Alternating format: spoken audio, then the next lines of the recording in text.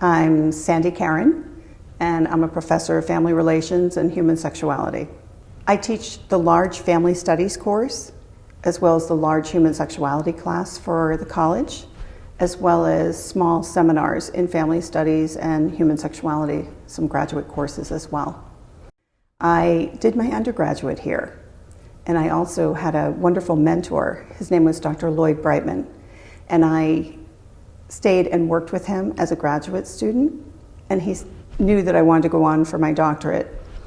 And he said, you know, Sandy, once you've gotten your doctorate and you've worked for a while, maybe you'd like to come back to Maine because I'll be retiring. And that's exactly what happened.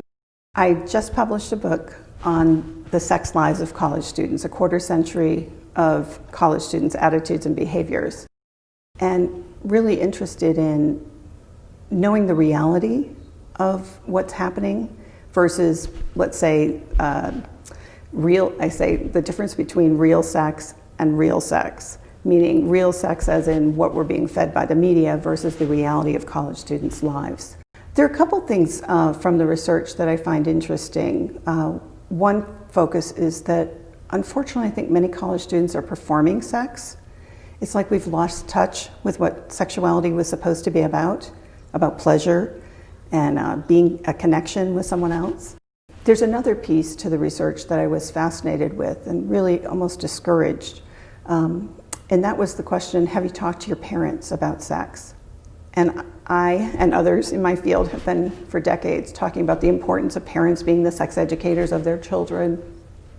And in my findings over 25 years, there's been no change whatsoever in college students saying, oh yeah, I talked to my parents. And I think that's really unfortunate. I think it's an honor to be recognized, especially knowing how many other people in our college are doing amazing research.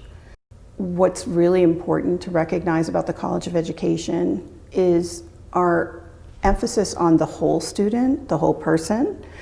I think that many college students arrive here, yes, to study an academic area, for a career, if you will. They want to be a teacher or work for a family agency, and that's nice. But we also recognize that there are other aspects of growing up and being here in college. It's not just about academics. We're interested in the development of the whole person.